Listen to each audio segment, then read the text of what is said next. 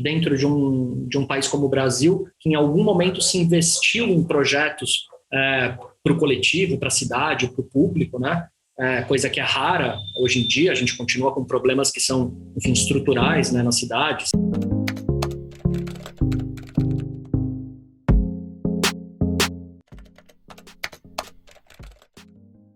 Bom, meu nome é Celso Longo, eu sou designer gráfico.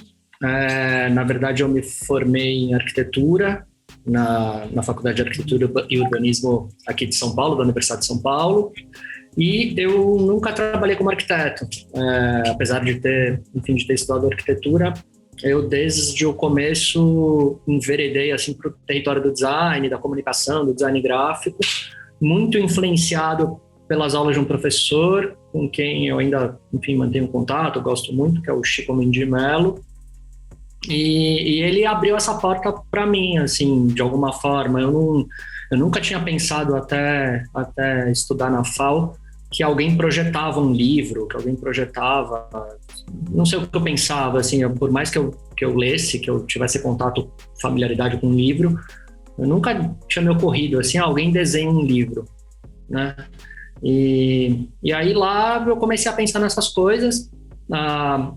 Esse lugar, a Faculdade de Arquitetura e Urbanismo aqui da USP, ela é enfim, é um lugar emblemático nesse sentido, porque o design, por mais que ele apareça, né, como uma profissão, assim, lá na Revolução Industrial e tudo, ele aqui no Brasil, ele acaba ganhando esse contorno que a gente conhece um tanto tarde, assim, né, mais no século XX, assim. E especificamente a Faculdade de Arquitetura, nos anos 60, sofre uma reforma curricular grande, assim, ampla, e coloca no mesmo pé de igualdade com o projeto de edifício, com o urbanismo, com o paisagismo, o curso de design também, de desenho industrial e de design gráfico.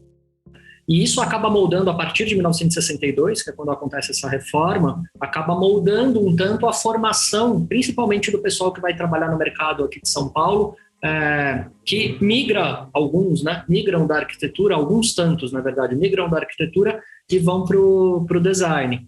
Então tem toda uma geração de designers gráficos em São Paulo, principalmente, que passaram pela arquitetura por conta da inclusão dessas cadeiras, né, desses cursos, desses departamentos dentro da Faculdade de Arquitetura. Eu, enfim, depois disso, me formo ali na passagem no finalzinho dos anos 90 para 2000, mas também ainda dentro dessa atmosfera, né? A USP mesmo demora ainda, eu já estava formado, já fazia alguns anos, quando a USP começou a ter um curso de design. Então, a FAO assumiu esse papel durante muito tempo, durante décadas, assim. E aí eu tenho um estúdio pequeno, trabalho com um amigo, parceiro, que é o Daniel Trent. A gente tem um escritório pequeno, assim, que oscila entre ter 2 pessoas, além de nós, ou 4 no máximo, assim. E a gente tem uma atuação que é uma atuação principalmente para a área cultural, né? A gente trabalha muito com identidade visual, com design editorial de livro, revista, jornal, enfim, catálogo de arte e tal. E design ambiental também, fazendo, enfim, identidades que vão para o espaço, principalmente relativas a exposições, bienais, mostras maiores, assim. Então esse é um pouco o nosso território de atuação. Acho que muito por uma predileção também, muito por um gosto, assim. E aí, isso é uma coisa que eu acho legal de dizer, que eu não venho de nenhuma, enfim, nenhuma família, assim, que abastada, eu podia escolher o que eu quisesse fazer, não era bem isso, assim. Meus pais já são aposentados, mas eram professores de escola pública e tal. Mas uma coisa que eu sempre achei importante é você fazer o que você gosta, porque por razões um tanto óbvias, mas que às vezes as pessoas esquecem, né? Porque a gente é parte daquilo que a gente produz. Então, se você dissocia muito o que você faz daquilo que você acredita, sua vida, ainda mais dentro do capitalismo, ela passa a ser um inferno. Então, eu tentei desde sempre, assim, tentar alinhar o máximo possível a minha predileção, as minhas crenças, o que eu acredito, enfim, com o que eu faço. E é uma batalha, né? Não é que assim, foi fácil, foi simples. Não foi, mas é uma coisa que também, se você coloca energia pra caramba naquilo e transforma aquilo numa missão diária ali, pode ser que uma hora aconteça, dê certo e tal, e eu tive essa sorte também. Então, aconteceu em algum momento de trabalhar com o que eu acredito. E aí entra um tanto design editorial, né? Que, sei lá, trabalhar com cultura, com livro, acho que tem essa dimensão social, coletiva, né? De você, de algum modo, enfim, possibilitar, ajudar, né? Nunca é uma pessoa sozinha que faz um livro, né? Sempre uma equipe de pessoas, enfim, multidisciplinar, etc. Mas você fazer parte desse grupo, né? Que vai promover o conhecimento, vai, enfim, promover o acesso ao conhecimento para a maior quantidade possível de pessoas e tal, uma coisa que me encanta, me motiva, né? Então, aí a gente começou a trabalhar, enfim, com esse segmento, e isso já tem, sei lá, uns 15 anos, talvez mais.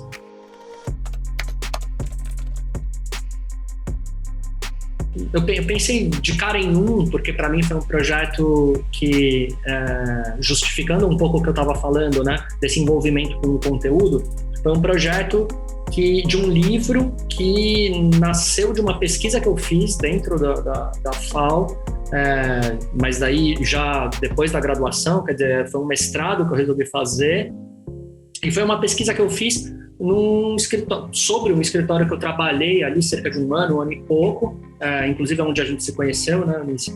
E assim, eu me lembro muito como isso começou, né? Que é uma coisa engraçada, assim, tinha uma biblioteca nesse escritório que, na passagem aí para os anos 2000 já não era muito usada, né? Enfim, já se tinha internet, as formas de pesquisar as coisas já, enfim, eram outras, assim.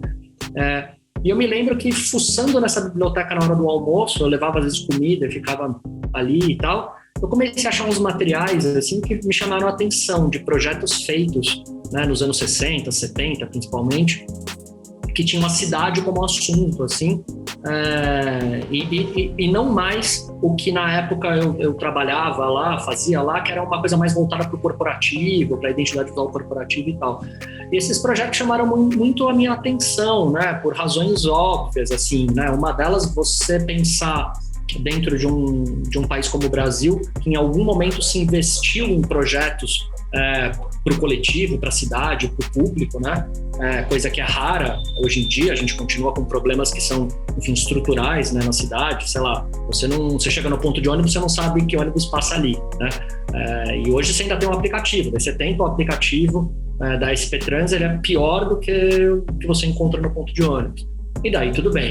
Existem os aplicativos privados, mas são privados, né? Daí eles não estão dentro dessa esfera do poder público zelando, cuidando minimamente dos seus cidadãos, do trânsito, da mobilidade, etc. E quando eu vi esses projetos que tinham essa aura, tinham essa característica, né? Então, eram projetos que desenhavam desde a cara de uma avenida até a identidade, a sinalização do metrô, até um sistema para os transportes públicos, até a cara do Banco do Estado, quer dizer, ou da TV pública, em vários setores diferentes, né? Eram projetos que tinham esse foco, quer dizer, o interesse coletivo, né? O interesse público na resolução de um problema. E aí eu fiz essa pesquisa, levantei esses projetos, terminei o mestrado, passou anos, assim, nem me lembro, mas acho que cerca de 10 anos disso. E aí, depois de 10 anos, tinha uma editora chamada Kozak Naif, que agora já não existe, mas era uma editora que era legal, ela tinha um pouco uma das vertentes, que era a publicação em design e tal. E aí eles me falaram comigo, me procuraram com o desejo de transformar aquela pesquisa de mestrado em um livro, né? E daí foi um processo super legal, porque eu pude revisitar essa pesquisa, que era uma pesquisa acadêmica, que tinha outra finalidade e etc., e tentar transformar aquilo, né? Tentar não, né? Transformamos aquilo num livro. Então, esse processo ainda não tinha nada a ver com design gráfico, né? Assim, quer dizer, o design gráfico estava no conteúdo do livro, mas foi um processo editorial mesmo, de corte, de acrescentar informação, cortar onde tinha que cortar. Então, tirei os projetos do livro que não falavam desse recorte público, porque era isso que interessava, etc. Aí toda enfim, né, um retorno à iconografia, à pesquisa de imagem que existia e etc. E daí, bom, tá aqui o conteúdo, o livro existe, né, assim, enquanto substância. E aí a gente foi pensar no projeto gráfico, né? Eu dividi isso, o projeto é uma divisão minha com a editora que cuidava disso lá na COSAC na época, que é a Elaine Ramos, e aí a gente sentou em cima desse, enfim, de pensar em como o livro poderia ser, né? O que a gente queria, né? O que seria legal mostrar com esse livro, porque é um livro caudaloso do ponto de vista de pesquisa de imagem, né? E tinha uma coisa também interessante, essas imagens são de um arquivo privado, elas não estavam disponíveis, quer dizer, se alguém quiser saber sobre um projeto desses, vai ter que reconstituir todo um percurso, né, que não passa só pela biblioteca da FAO e etc. Vai ter que ir no arquivo pessoal do escritório do João Carlos Calduro e do Lodovico Martino. O Lodovico já morreu, o Calduro hoje em dia já, né, ele é dos anos 30, ele já está velhinho, então o escritório não existe mais, quer dizer, como que você, enfim, organiza o acesso a esse material? E daí, na paralela, uma coisa que ficava o tempo inteiro acesa na minha cabeça é como a gente lida com a nossa memória, né? Porque, teoricamente,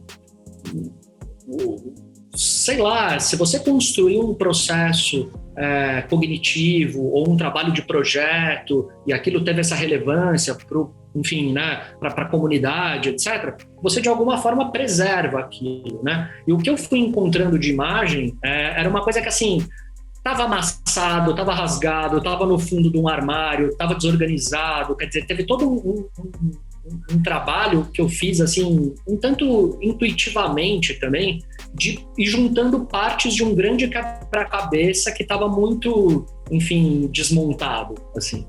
E daí o livro, o projeto gráfico a partir desse projeto editorial, foi tentar mostrar para o leitor, na medida do possível, as imagens mais próximas que o leitor encontraria se abrisse esse arquivo, né? Então, o que isso quer dizer? O livro ele é composto por uma série enfim, né, uma grande sequência de imagens, o texto vai numa faixa por cima, e essas imagens que estão lá atrás, sempre que possível, elas estão em escala real. Então, se era uma prancha, você está vendo um pedaço da prancha que cabe no spread do livro, né?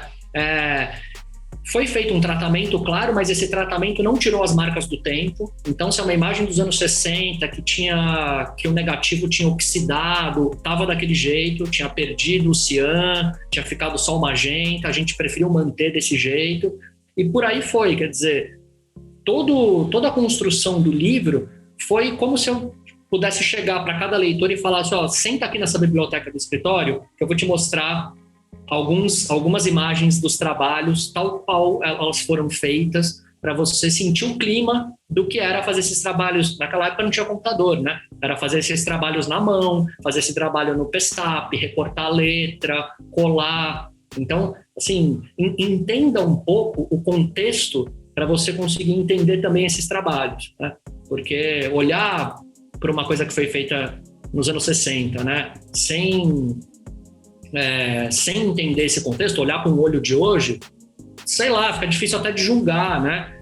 O que estava em jogo ali do ponto de vista de manufatura mesmo, de tecnologia, o que estava em jogo do ponto de vista de sociedade, de comunicação, no que se acreditava, né? Quais eram as maneiras de ver o mundo naquela época. Então, o projeto gráfico tentou casar a esse projeto editorial essas instâncias todas, né, para falar, enfim, para falar para o leitor sobre aquilo que ele encontra no livro, né? Por que aquilo está daquele jeito? Então, nunca foi por um gesto gráfico pura e simplesmente, vou dar umas imagens estouradas aqui porque fica cool. Não, zero, assim, nunca teve esse desejo, assim, né? O desejo foi sempre tentar trazer o leitor o mais perto que fosse possível, porque é claro que o livro já é um objeto, né, que representa a história daqueles trabalhos, não é o trabalho em si, mas para tentar aproximar o máximo possível o leitor desse universo. Esse é o Design Total. essa é a capa que eu falei que tem cópia ideográfica, que o João não gostava. Isso aqui que a gente está vendo na frente é uma cinta, né? Daí você joga isso fora e vai alternando imagens de São Paulo, dessa comunicação visual dos anos 60. Enfim, como qualquer grande cidade, né? Uma cidade que, sei lá, pulsa, que é viva, que não tem uma rédea, né? As coisas acontecem como tem que acontecer. Alternando isso com imagens de Brasília, né? Que é esse purismo, esse mundo idealizado, aonde quem construiu mesmo a cidade, no caso de Brasília, mora precariamente nas cidades satélites, né? Aqui o palco do poder fica assim, todo limpinho, e a zona acontece fora da visão, né? Então aqui imagem de São Paulo, com essa publicidade de rua, com outdoor, com lambi-lambi, com publicidade, etc. A gente esqueceu um pouco isso, né? Por causa da Lei Cidade Limpa, mas era bem zoado, era bem assim. E depois o livro começa a apresentar, esse é o projeto do metrô. Então, aqui a gente tem uma prancha, na verdade não é uma prancha, é uma página, é a reprodução de uma página do livro que de viabilidade técnica da construção do metrô em São Paulo, que foi por onde eles começaram o projeto do metrô, né, fazendo essa publicação. Inclusive um dos raros projetos da Calduro editorial, né? E é um livro belíssimo, assim, é um livro num formato enorme, tipo 42, 44 centímetros de altura por 30. São 2 volumes feitos nos anos 60, 68, 67, se não me falha a memória, e impressos na companhia litográfica, com essas cores vibrantes, que já faz mais de 50 anos elas estão desse jeito, assim, super vivas. Eu tenho uma cópia aqui de um dos volumes que um amigo me deu de presente porque achou num sebo. E aqui é o texto vai atropelando as imagens, então a gente vê a imagem que está atrás, ela está cortada, ela é uma escala 1 para 1 do que é esse livro, né? Então eu estou com o meu livro menor em cima de um livro grande, criando uma espécie de janela narrativa, né? E vai indo assim, em cima das pranchas de projeto, o texto nas hierarquias, tem nota de rodapé, tem, né, enfim, subtítulo de capítulo, e por aí vai, até imagens que, enfim, tem só uma legendinha nessa quinta cor, né? Aqui dá para ver o funcionamento da quinta cor, mesmo em cima de uma imagem em quadricromia, funciona bem, né? Se a gente tivesse um verde aqui, ia ficar mais perdido, ia ficar mais flat, assim. Então, isso ajuda a dar uma separada. E o livro é inteiro, assim, de cabo a rabo, em cima de prancha. Isso aqui é uma prancha apresentada lá nos anos 70 para a Imurb, né? Então, a gente está vendo um pedaço da prancha.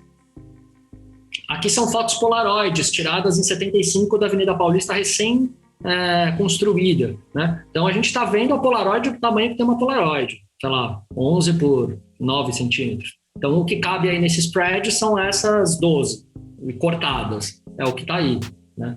Então o livro é inteiro montado assim. Às vezes tem foto mesmo, essa aqui é um levantamento para os transportes públicos de São Paulo, que na época o João Carlos tinha de aluno lá na FAO Cristiano Mascaro, que é um fotógrafo super importante aqui de São Paulo, brasileiro, e ele fez o levantamento de como eram os ônibus da época, como que era a sinalização dos ônibus da época, como estagiário, assim, o cara que estava na faculdade já fotografava e tirou essas fotos. Então aqui o original não era uma prancha, é uma foto, e como sabemos, né, a foto não tem original, você amplia do tamanho que você quiser. Então aqui, em alguns momentos, a gente cria esses respiros para dar umas imagens bonitas no livro. Aqui já são coisas do projeto, e por aí vai.